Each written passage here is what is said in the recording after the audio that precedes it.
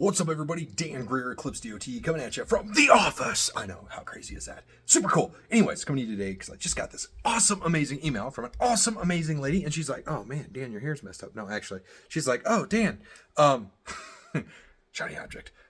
She's like, "Oh, Dan, hey, I got this question. Like, a lot of our guys have intra-state certified drivers. Like, they self-certify as intra-state because they don't want to get med cards. They don't want to do all that for their CDL. They don't want to cross state lines.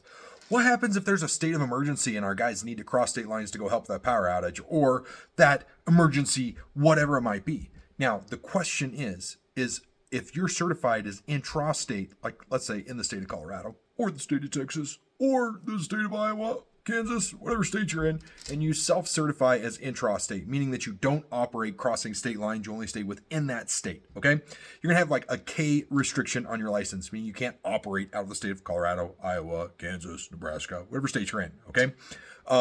Now, here's the thing.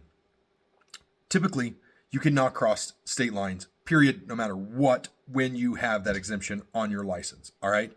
Now, there's a few, less than a handful of times has this happened in the last 2 decades, okay, where it's a national disaster and the FMCSA will waive that. So the big question is like, Dan, what if they declare a state of emergency? State of emergency is not a national disaster, okay? Now, like Katrina was a national disaster because it was in multiple states and the feds came in and declared it you guys remember Hurricane Katrina, okay?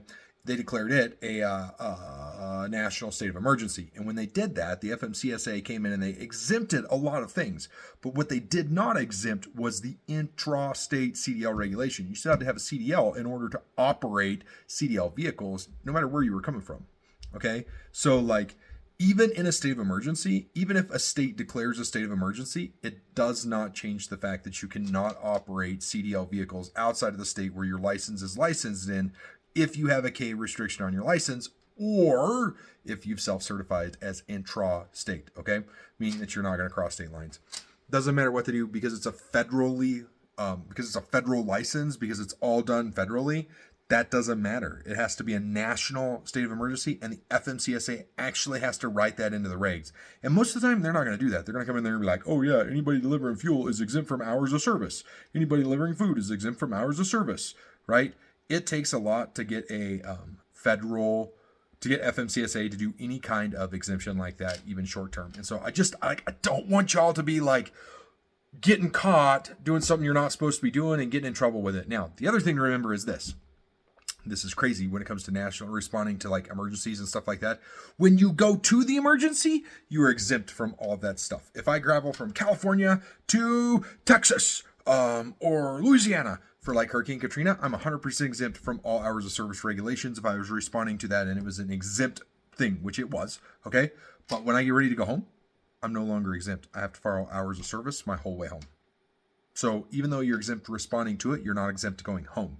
So like, let's say that somehow you did figure out that you were exempt from operating with an intra-state CDL in for a state of emergency. Let's say that you figured it out. It's not going to happen. But let's say that you figured it out. Let's say that you found a secret that I didn't find. It happens. Okay? I don't know everything. I don't claim to know everything. Let's say that you find it and you can do it. You would then only be exempt on your way there. You'd still have to have an interstate certified driver drive that same vehicle back to get home. If you cross from, I don't know, let's say Colorado to Kansas, and you were doing something in Kansas for a state of emergency, and you had a Colorado CDL, and you were self-certified intra-state in the state of Colorado. The truth is, it's not worth self-certifying intra-state to not get a med card. Dude, it's every 2 years. It's an exam every 2 years, bro. Like, it's not that bad. Like, every 2 years. It's not that bad. Okay? Not to mention, like, huge liability on the company to not have your drivers getting DOT med cards and stuff like that, even if they're intra-state versus interstate. So, all right, guys, hopefully that helped. We'll talk to you later. Bye.